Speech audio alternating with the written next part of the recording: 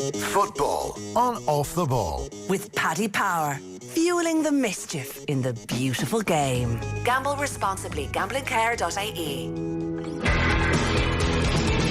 Trying to beat Declan Rice on the far side. Puts a cross in, it's a header there to goal.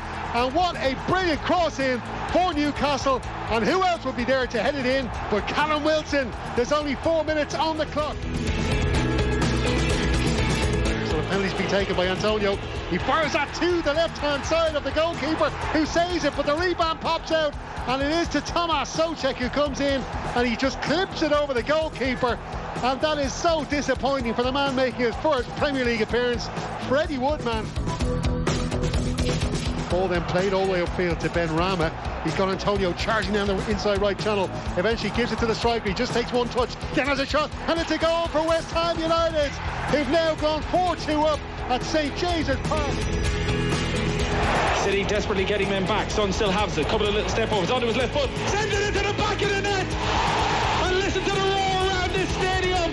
Young Min's Son, left-footed from the edge of the area, puts Spurs in front against the champions. Who needs Harry Kane when you've got Young Min's Son? It's Tottenham 1, Manchester City 0. Yeah, pretty interesting start to our Sunday commentaries here in Off the Ball. Nathan Murphy and Stephen Doyle there, and we are very happy to say Mr. Damien Delaney joins us. Hello. Hi Joe, how are you? Good, it's been a while. So Premier League season up and running. Post-Euros, were you hungry to get back into your Premier League? I was, surprisingly. I think after the Euros we were all due a break, with the kind of condensed season last year straight into the Euros. I think everyone needed a little bit of a break, but it was fabulous actually to have it back on our screens and kind of organising your weekend around which live games you want to watch. So how long after the Euros final before you were aching for it? Kind of 5-6 hours, yeah? No, actually, it was probably only the week the Premier League season was about to start. It was kind of maybe Tuesday last week, and I started looking at the fixtures and I thought, oh, Arsenal-Brentford, that's interesting, and that kind of got me going a little bit, and then the result of that took me into the weekend, but you're not long getting back into the swing of it. No, it's true. Hey, spare a thought for Phil Jones. Bad enough they signed Varane. He then marches into the club and says, I'd like the number 4 jersey, please. To which Phil Jones said, absolutely not. I think that's fair enough on Jones's part. He's had a miserable time. He's been out 18 months injured. New signing comes in, probably going to make it his life harder to get it back into starting lineup, if that was ever a possibility anyway. And he comes and asks for your jersey. Is that not a bit disrespectful to pitch up at a club and say, yeah, I'm going to take his jersey? That's a tough one. There are a lot of facets to that discussion, or an awful lot of points. I know Phil Jones should be on his way out the door.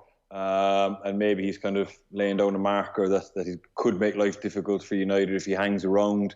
There's too many ins and outs of that. I don't think it's too disrespectful. I think if a player shows up, and I don't think he would have marched in and said, "I want number 4." It would have been a polite question to, probably to the kit man or to somebody, and say, "Hey, listen, is number 4 available?"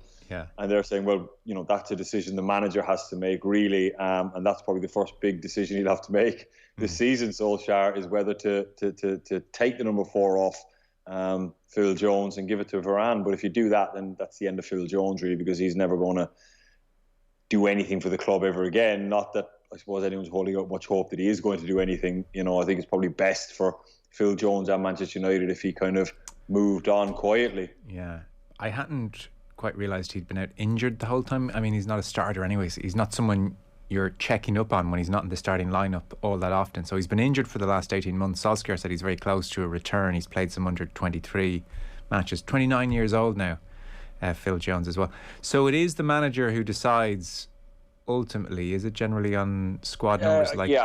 Yeah. I think so. I mean, listen, the marketing department would probably have a word and say, look, it would be great for us if you could get the number 4, because that's a much more marketable thing. But I think ultimately the manager has a final say on that. I don't think any manager would go to a player unless he was really trying to move him out of the club and say, listen, you're losing that number. But, the question probably was asked and he said, no, I want to keep it, because maybe Phil Jones believes he has a future at Manchester United. And if he gives up that number, then maybe he thinks that's another step closer to the door for him. But like I said, there's so many kind of moving parts in that discussion. as to how it would transpire, but it wouldn't be as blunt as Varane walking into the change room day one saying, I want your number 4. It absolutely would be that. No. I know, I've tabloided that up a bit. He went in, he pointed to Jones and he said, you, nobody. Yeah. So I mean, the very fact that he probably had to walk in there and says who wears number 4 probably tells you where Phil Jones's career is at, you know. Well, it's so tough on Jones.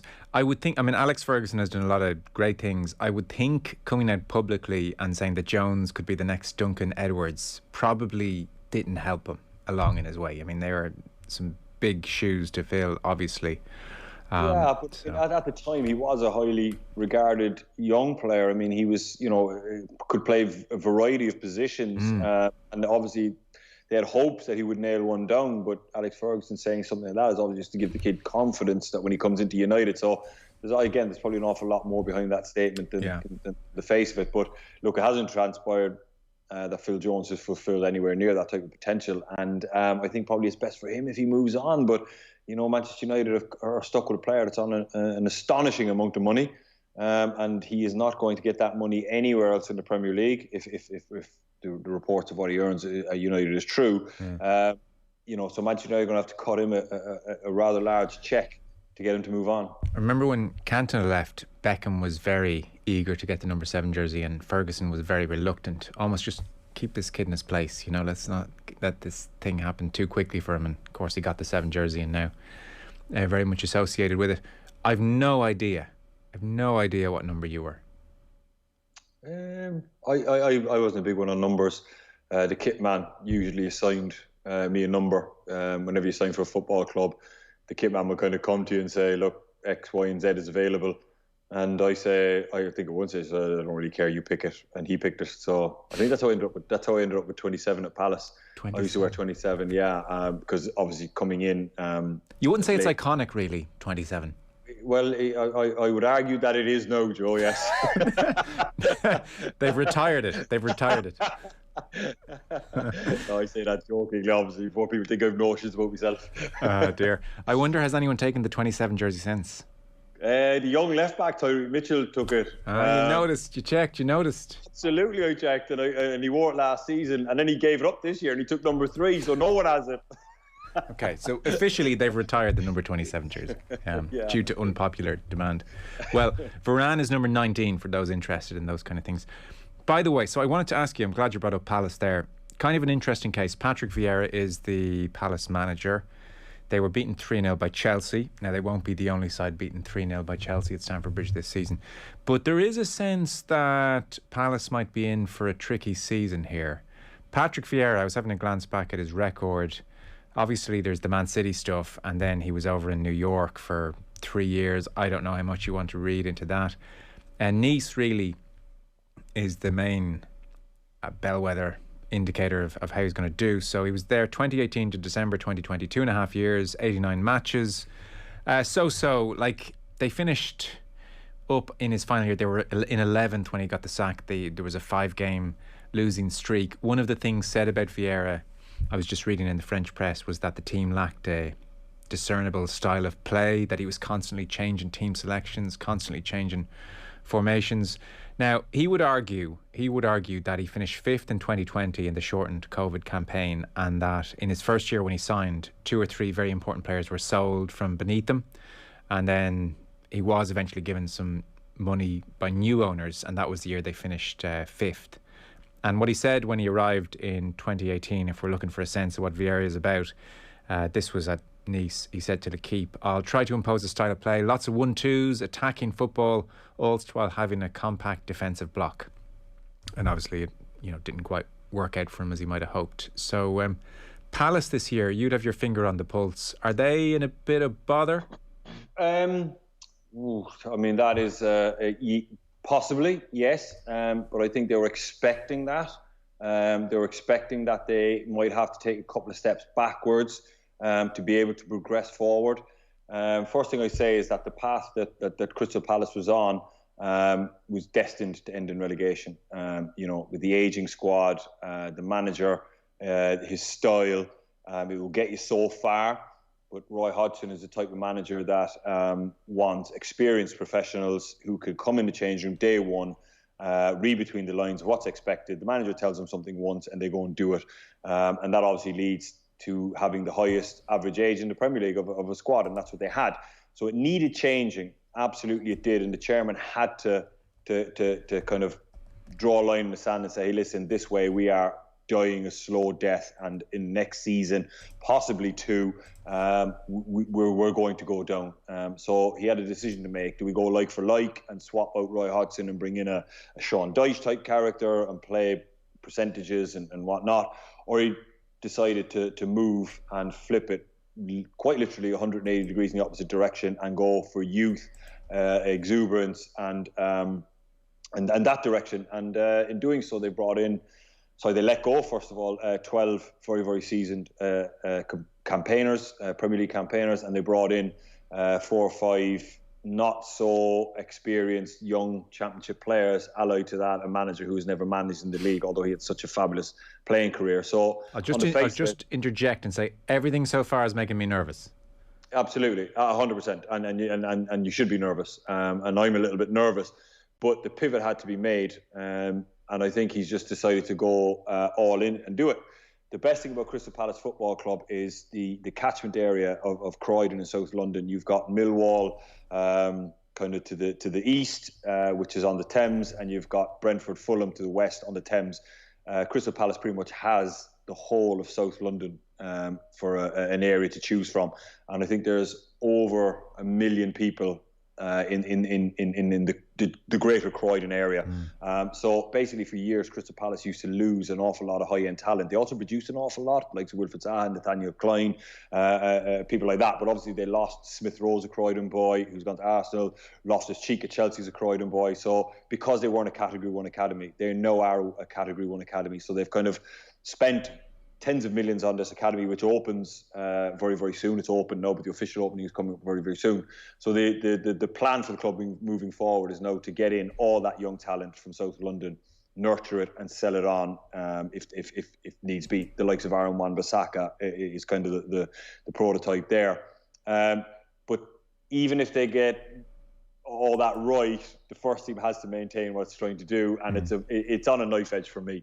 Now, a whole lot of people will read way too much into the first day of the season, and they shouldn't. There's an awful long way to go. The team had an eerie kind of familiarity to what the team was last year.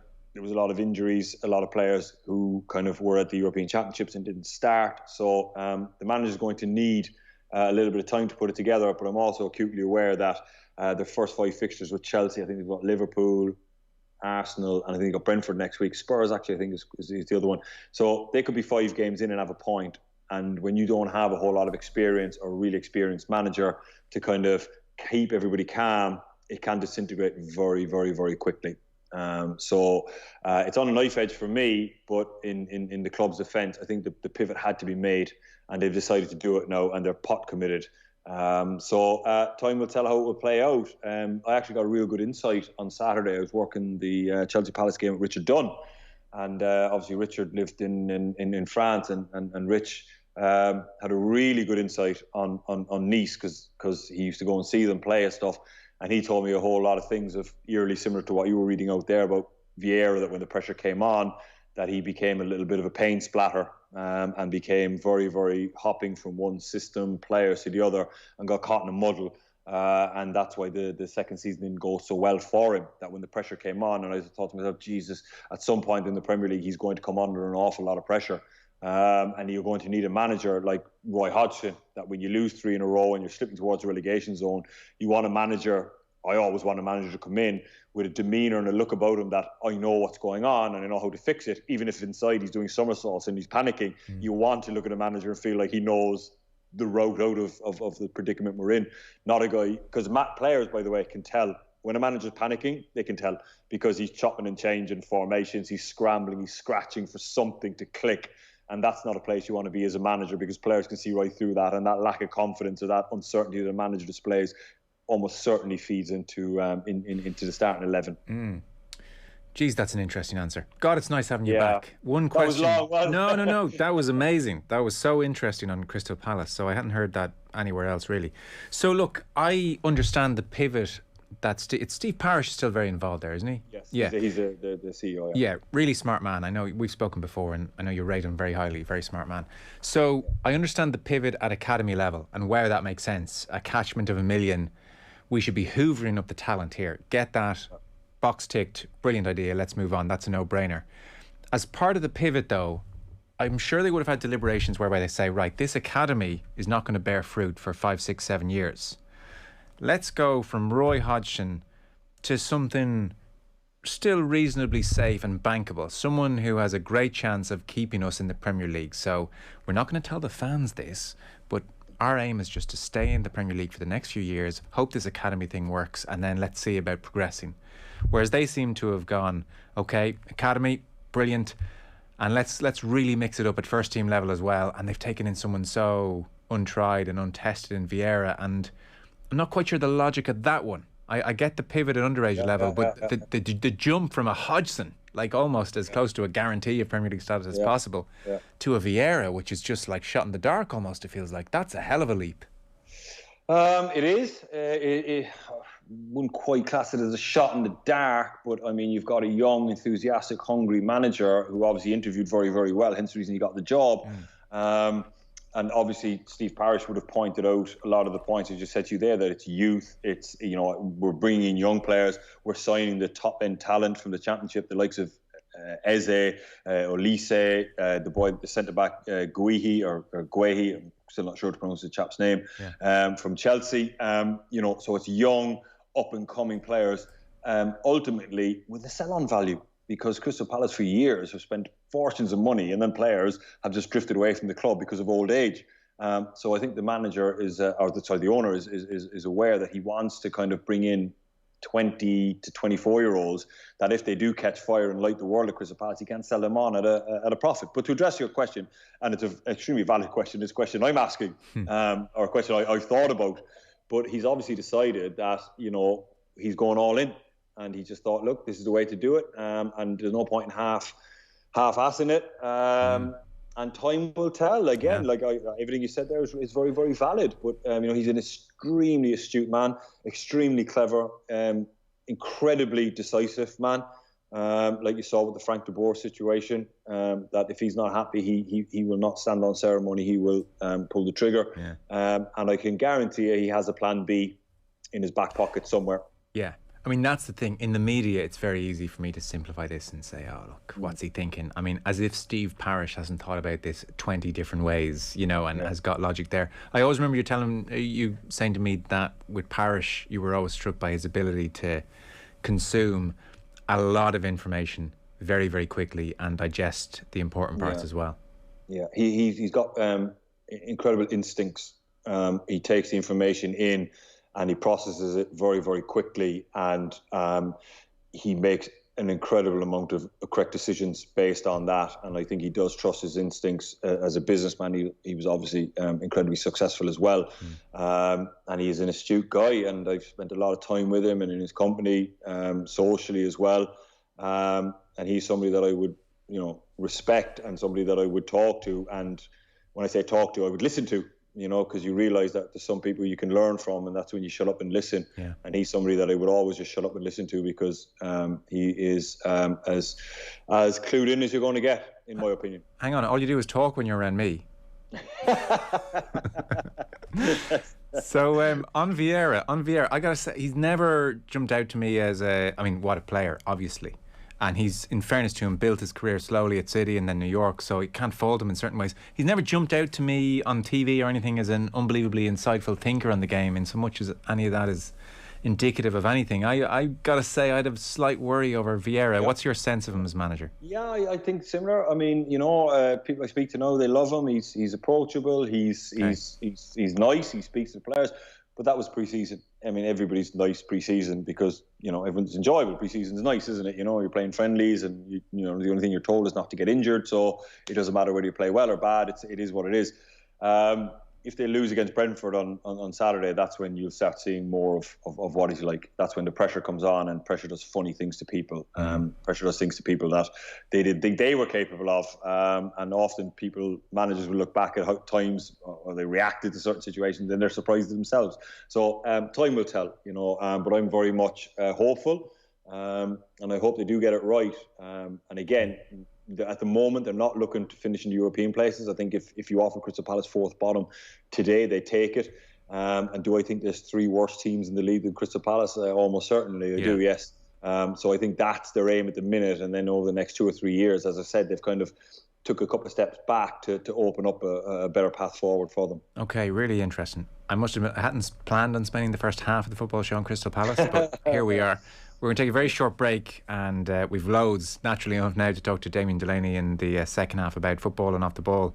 Is with thanks to Paddy Power. For information on responsible gambling, visit gamblingcare.ie. Short break, and then we're back with Damien Delaney.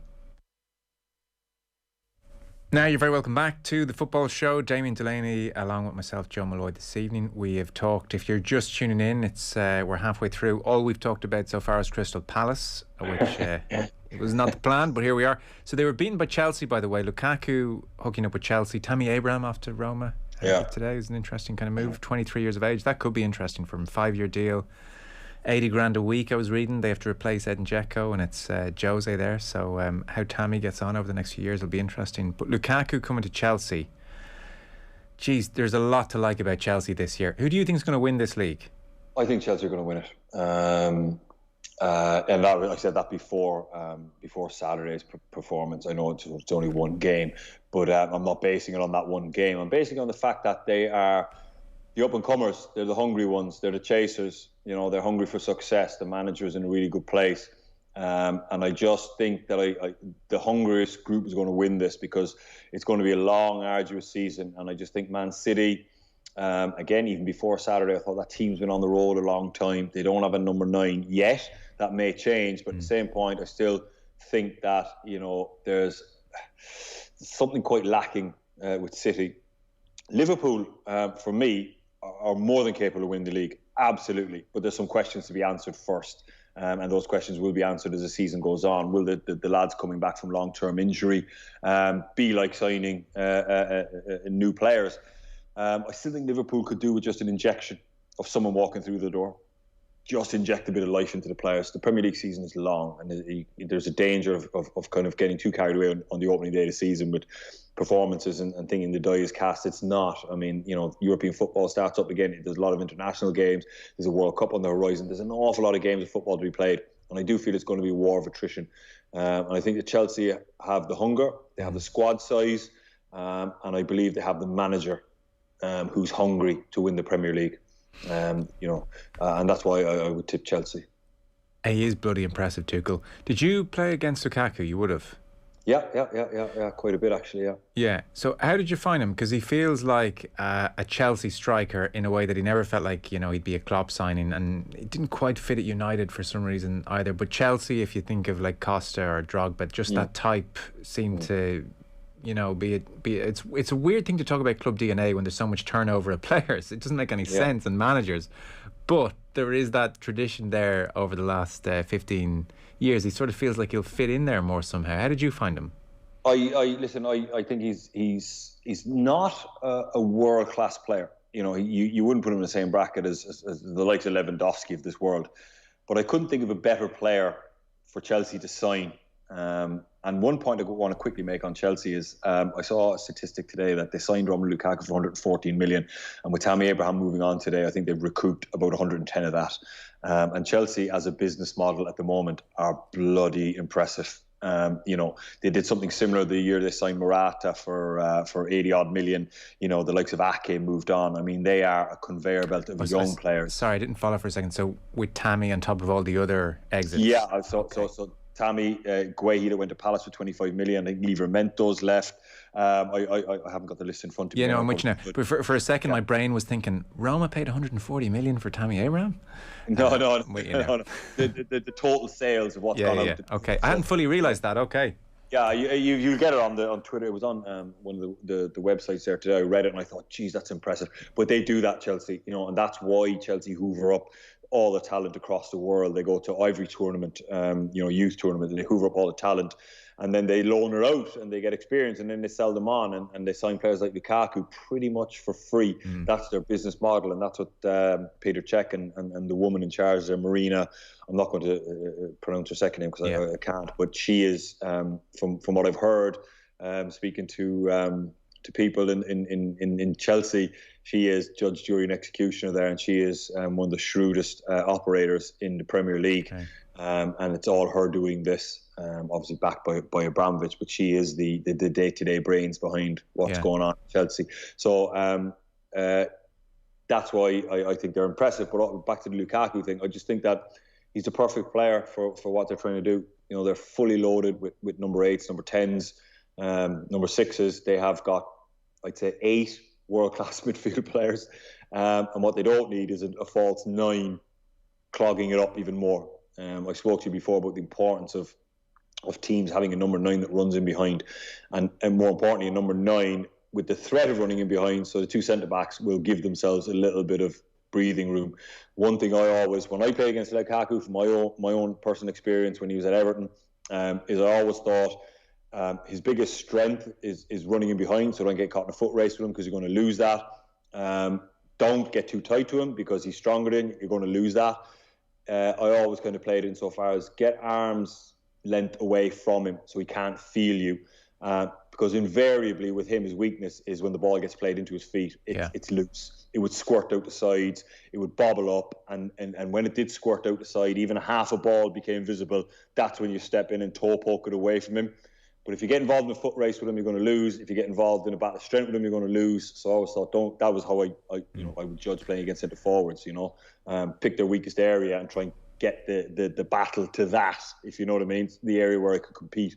But with him, he will keep centre backs away, absolutely, and all the number 10s, the Mounts, the Kovacic's, the Pulisic, all those world class midfield players they have will have plenty of room to operate, and I think it's perfect. Okay. And also I think he loves getting himself on the penalty spot. He really does. So crosses are going to come in the box, and I think he's a perfect signing at the perfect time. Yeah, I mean, what you described there, marking him, tallies with what you see from the pitch as well. It was probably why I said he wouldn't feel like United player as such, and Liverpool wouldn't touch him because of his touch and his control. And don't want to overstate the problem either, but I mean, it was always very suspect. It's kind of, but as you say, he's going to occupy centre halves, and so for those around him, it's a dream. I mean, you demand your attention. It's kind of surprising, and maybe he has improved this at Inter. I haven't watched enough Inter. I know he scored a ton of goals. It's kind of surprising he couldn't improve that area of his game a bit more, the touch. It's a bit hard, I mean, listen, man. Go on. Sorry, actually, this is what you could be really interesting on. Yeah, go on. I mean, to simplify, to say, actually, Joe, why don't you go and train? It's the guy has an incredible skill set, and put in the right system, it works. But to ask him to link up the play, to be able to bring others into it, I think at United, a lot of the time he got isolated as well, because United played with wide players. The midfielder players at United, when he was there, weren't quite as good. The service wasn't fantastic. The fans got on his back. So there's a whole host of reasons as to why it didn't go well for him at United.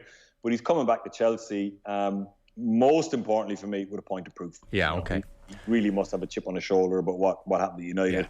And he will be gunning for the Premier League this year. So City a touch stale is interesting. And I watched the Spurs game, the full 90 minutes. It was really interesting. It was just this absorbing kind of game, even for not having loads of goals, and you wanted to see how Grealish should pitch up, and obviously he was in the left hand side behind Sterling, and Tanganga just seemed to smash them all and never get booked for most of the game. It was a real throwback.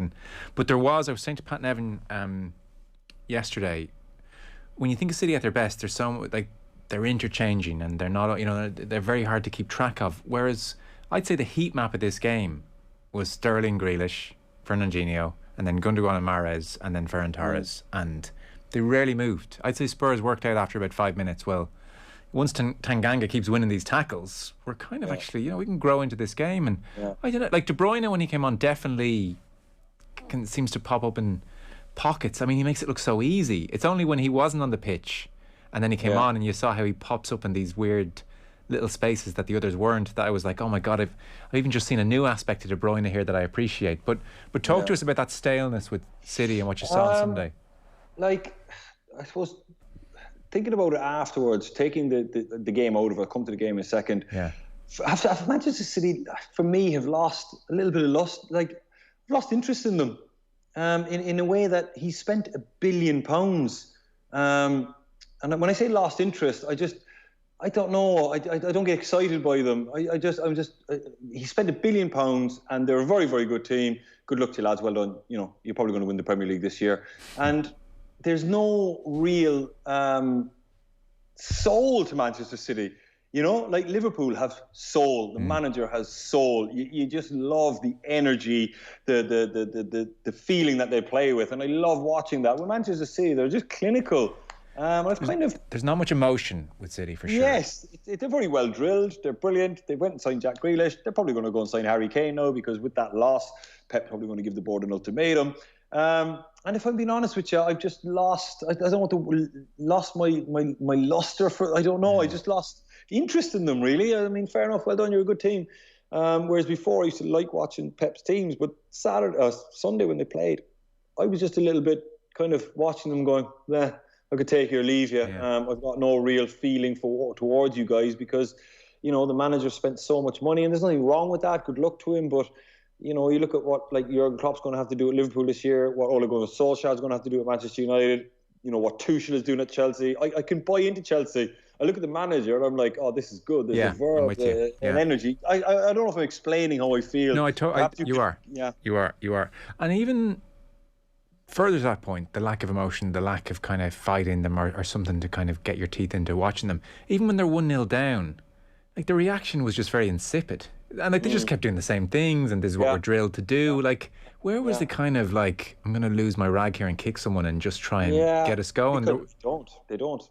They're so well drilled that the manager just says to them, if you go on, don't come away from what you're doing over the course of 90 minutes. If we keep doing it, we will get rewards. And if we don't, we shake hands with the opposition and we move on to next Saturday and we'll do it again. Yeah. But over the course of the season, our way is going to win, and that's the discipline that they have. Whereas, you know, other teams, you kind of want to be on your edge, your seat a little bit with them, going, oh, these guys are good. And if, you know, Liverpool went 2-0 down, you could kind of go, or Man United went 2-0 down, you could kind of go, oh, hang on a minute, this lot could win 5-2. And there's that excitement about them.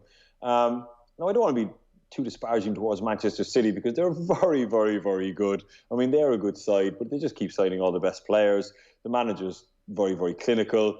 I feel that he's altered definitely last season, he's altered the way they played. You know, I used to like Man City when they were swashbuckling, Sané, Sterling, runs in behind, played a million miles an hour. Now I watch them, and correct me if I'm wrong here, but I find them boring to watch, Joe. I think last season, physically they were struggling, and this is the reporting, and it tallies what you're saying from some of those on the beat and hearing things at the club. They decided to make it a bit easier on themselves physically, so they just almost took the energy out of the games. They just deadened it right down, slowed it right down, kept ball, and methodically, you know, waited for a breakthrough. So things have actually deliberately almost slowed down, and they were very slow on Sunday.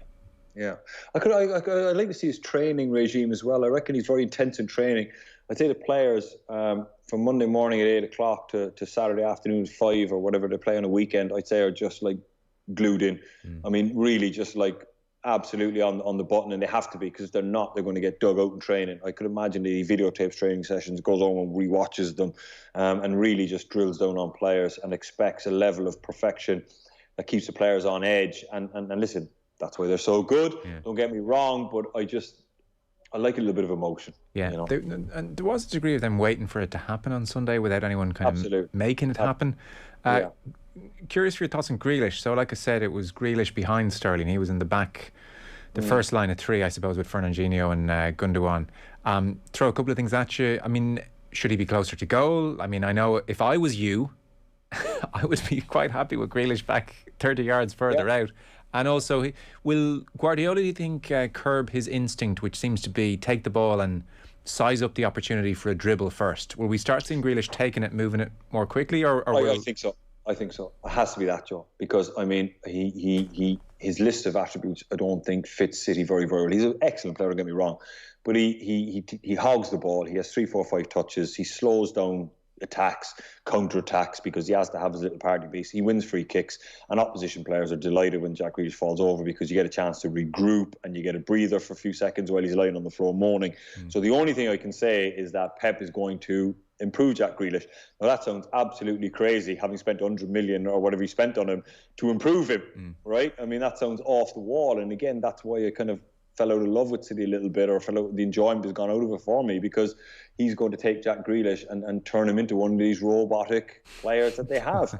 I mean, he really is. You know, he is going to do it. But look, Jack Grealish is going to be a fabulous player by the time Pep's finished with him. He absolutely is. He's going to be brilliant to watch, but he's not going to be the Jack Grealish that you saw last season at Aston Villa, and he's not going to be Jack Grealish you saw on Sunday. It's a long-term project, I think, for Pep with him, and he's going to get him into the De Bruyne type role of when to pass the ball, when to take 2 touches, when to take 3, choosing the right pass. I mean, Jack Grealish is going to be working extremely hard for his money. He's going to be in probably about 8 hours a day working with Pep, watching videos and getting schooled in the way to do it. But Pep will take that romance out of him quick enough, don't you worry? Yeah, I don't know. I'm not sure there's a whole lot of romance about Jack Grealish anyway. Well, you know, he falls over a lot, and you know that's grand. But I know Aston Villa fans are probably home now, absolutely screaming at me, going, "No." I did see Jack Grealish giving out to Lucas Moura for going down, not even that easily. And Grealish, of all people, was given out to him. I thought, geez, this is interesting. So on his best position, because you got Sterling and Foden, and maybe Grealish, who might like that part of the pitch. Yeah, I think he's going to play him as a central player, I thought. He might play him, if you get a full season out of Mendy at left back, he might play him on that kind of inside left role and let Mendy provide the width and leave him be that little bounce player, a little bit similar to what Foden did. But ultimately with Pep Guardiola, he understands he's in for a 65 game season, really, hopefully, between all cup competitions, and Jack Grealish is going to certainly play 40 odd games. So he's going to play. He's probably going to play in a variety of positions. That's what Pep will do. He will turn him into a world class all rounder, really. Yeah. On Sky Sports, Gary Neville kept talking about how brilliant Ferran Torres was. I was like, he's just not doing much. He was they were saying he's coming short, he's going long, it's been brilliant. I kind of thought, God, I don't know. So on Harry Kane, so you're saying Chelsea, and you mentioned with Liverpool, a new arrival and how it energises everything. Yeah. If Harry Kane walks through that door, are you looking at Chelsea and looking nervously over at Man City a bit more? I'd probably not watch the league anymore if they go and sign Harry Kane. I'll probably give up, George, really? To be honest with you, because it was just, what's the point? I think the good will be taken out of it. I expect them to sign him, if I'm being honest with you. I say that tongue-in-cheek, of course I'll watch it, but if they sign Harry Kane, then I think it's going to be very difficult for anybody to get anywhere near Manchester City. Okay. But look, if they sign him, he's a perfect player for them. He's a focal point, he's a goal scorer. I don't think City at the moment are in a great spot with a false 9. I just don't like it. It overcomplicates Pep's game. It overthinks it. It becomes really weird. You know, players doing odd things, which work sometimes, but doesn't others. So look, I think if Harry Kane signs, it could almost certainly revert back to an orthodox football team, really, with a focal point of a number 9 and pace and legs and creativity around him. And so genuinely, if they sign him and spend 150 million or whatever it takes for Daniel Levy to give it the go-ahead, part of you will think, sod this, it's just ridiculous. Part of my soul will die, to be honest with you, if that happens, you know. I know that teams will give them a run for their money, but fully expect come February they'll go on a run like they did last year and just go and win 15 in a row. And get over the line pretty comfortably at the end of it. You know, I think Chelsea will push them all the way. I think, you know, Chelsea probably at the moment are going to be the only competitors, or the real competitors. Chelsea might push them all the way. But look, man, I mean, Liverpool, I would like to see Liverpool get back to what they were. Got a few marks around them, or questions to be answered. So time will tell, but I do think Liverpool are capable of it, absolutely. But I think even the most ardent Liverpool fan will be kind of thinking, we're not really sure ourselves. Really hard to know. You're asking effectively the same group, I was saying to Kev Gilban last night, the same group to hit the heights of 2 years ago. Yeah. So what was Van Dijk, 10 months out, Matip 7 months out. They're both back. Gomez is back as well. They signed Konate. But so, look, argument 4 is that back 4, there's no reason they shouldn't be as good as ever.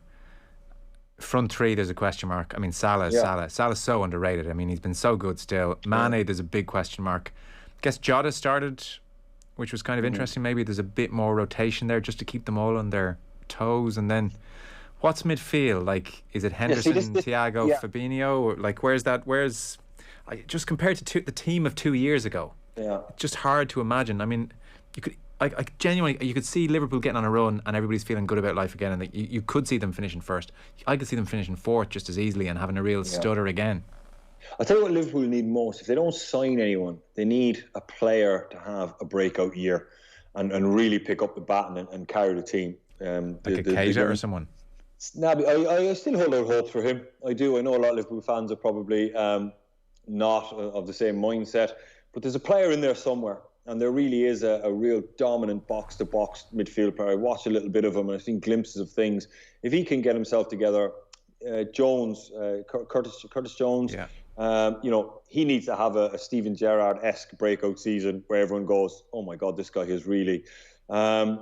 Or Jota needs to develop into a world-class player. Remember when Sadio Mane signed, Salah signed, Firmino signed, none of them were world-class. They all developed into world-class players. And he started off well last year, to be fair, like injury intervened.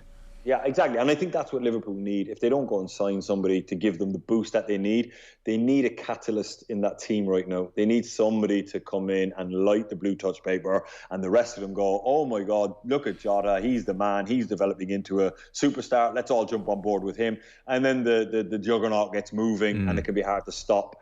That's what I think I'm envisaging for Liverpool. Whether it happens or not, I don't know. But again, I don't know why. You can laugh at me. Liverpool fans can laugh as much as they want, but I still hold out hope for Naby Keita or Minamino or something along those lines. Yeah. Somebody to end up getting PFA Player of the Year at the end of the year, and everyone going, Jesus, what a season he had, and it came from nowhere. Yeah, we have about 5 minutes left, so I mean, I suspect we're going to talk a lot about Man United across the season, so I kind of left it to the last. And I also was kind of curious for your thoughts on Arsenal, because we touched on it last night with Kevin. Like, it's just so broken. You can't even see a way out anymore. Well, look, I mean, I suppose, does anyone really care about Arsenal anymore? No, they don't. Sorry, you're right. You know what I mean? No one cares. They're just, and I mean that with the utmost respect to Arsenal fans. They've just fallen so far now that it's just, they're gone. It's the same story as every other season for the last 5 years. Unless there's a change of mindset at that football club, and the mindset being we're going to spend money, they're never going to change. They don't spend the money. When they do spend it, they spend it in the most random of ways. So unless there's a real shift in the upper echelons of that football club, it's not going to change, which is a shame, because I like Arsenal. They're a fabulous football club. They really are. So Man United then, and we know how you feel about Solskjaer and the reservations you have. They are more equipped than at any other stage over the last... I'd say in the post-Ferguson era, actually, they are more equipped to do something this year. Yeah, I think so. I agree with you. I think the signings that they've made have almost certainly brought them on. Varane is going to be a huge addition to what they do. I suppose, first of all, I would like to start with a clean slate with all my if they were willing. Manchester United fans, Damien Delaney... Let's just forget about it. Everything's happened. Let's start fresh. Listen, it's a new season, right? And I have always said that in time, Ole Gunnar Solskjaer might develop into a world-class manager. He's learning on the job. I have said that in the past. And hopefully he learned a lot of lessons last year. Player-wise, I'll be interested to see how Varane and Maguire get on together. You got two opposites, really, of centre-backs. Insofar as Varane has always been halfway line, put the ball in behind, I dare you, let's have a race. Maguire is 18-yard box headed away. So whether there's a happy medium there or Maguire does manage to drag Varane back to the edge of the 18-yard box, I don't know. But look, games like Saturday against Leeds were never an issue for Manchester United. They have a world-class squad. They've spent 400 million, I think, in Solskjaer's era. I think they still have the biggest wage bill in the league, if I'm right in saying. If not the biggest, very close to it. Manchester United will be judged on about 5 games this year, and that will be, the group stage of the Champions League, a final, if they can get to it. And I still think there's question marks over the manager, because he's the one who's going to get him over the line. Let's not please forget about the Europa League final and the substitution debacle. The Europa League final, you know what I mean? It was your favourite night of the season. I mean, we saw you on Virgin Media. You had a party hat on. You were saying, "Come at me." No. I would never rub that in. My opinion has never been personal with Manchester United. I just try to give an honest assessment of where they're at. There's still a lot of questions for them. Sorry, to be fair to you, you've been like pretty much exactly right in Manchester United. You're just one of the few that doesn't get swept away when they go on a 4-game winning run, and you're kind of blinded by all the talent. And I kind of slag you off a little bit and only have you on when they're playing well, and then don't have you on when they don't play well. But like, in fairness, I mean, they can abuse you all they want. I think you've been you've been right about Manchester United. Well, I wouldn't say right, but a lot of what I base my thoughts on Manchester United is what I see, and I think the manager is the players will get you to a Europa League final against Villarreal. The manager is the one that will get you over the line, and you saw with their manager what a shrewd tactician he was. The right substitutions at the right time, fresh legs in the right areas at the right time. Solskjaer was a little bit kind of rabbit the headlights a little bit, and the game slipped away from Manchester United, and I think he let it slip away. Whereas I think an elite Tuchel, Pochettino type manager have a feel for what's going on in the game, and they make the right changes at the right time. But he's capable of learning, absolutely. Yes. And maybe he is going to learn. Maybe that the man is going to develop into a world-class manager. That's absolutely it. But I do firmly believe that there can be no excuses this year. It's 3.5 years. It's the start of his third or fourth season, possibly, I think. He's spent 400 million. He's got pretty much what he wanted. So I don't think there can be any question marks. There has to be guaranteed success. And I mean, if they don't go to the last week of the season in the league, I think that has to be the bar for him. This rebuilding process, this, getting out the dead wood, all this is great. But at some point, fans have to put a flag in the sand and say, like, listen, come on, man, we're Manchester United, we're trophies. We won't find that out till next April. So if you want to, just chat to you then. Stick a pin in it till April. It would help me out, really. It would take a lot of pressure. No. There's a lot of abuse you have to get in the meantime along the way. But I think you're right. I think I agree with you. What we can say about United to wrap up is it's the end of the shuffling out the dead wood and having his team. This is his team now. I mean, it's in so much as any manager gets a chance, this is his team. And he has to impress me at some point in the season with a substitution. The 4-2 Liverpool game at Old Trafford is still another one that irks me, because I just think that he brought on Matic, put McTominay at the centre back, and I still to this day can't figure out why he did that. Yeah. Because they were still in the game at the time, and he pretty much put him out of the game at 4-2. Those types of decisions. No, fair enough. And look, I think he's done a really good job in moving the deadwood, and man management has been good. But I mean, in-game management is a big part of it as well. So we'll watch that this season. We're kind of come alive again, though, Joe. So I mean, there's deadwood and there's Lukaku, Depay, Di Maria. So it's a clean slate. Let's move on, Joe. Yeah, make it easy on yourself, for God's sake. Listen, we're done. We're way out of time. That was really good. So we'll be chatting to you across the course of the season. Damien Delaney, thanks so much. Pleasure. Cheers. Damien Delaney with us there. Football on Off the Ball. Thanks to Paddy Power. For information on responsible gambling, visit gamblingcare.ie.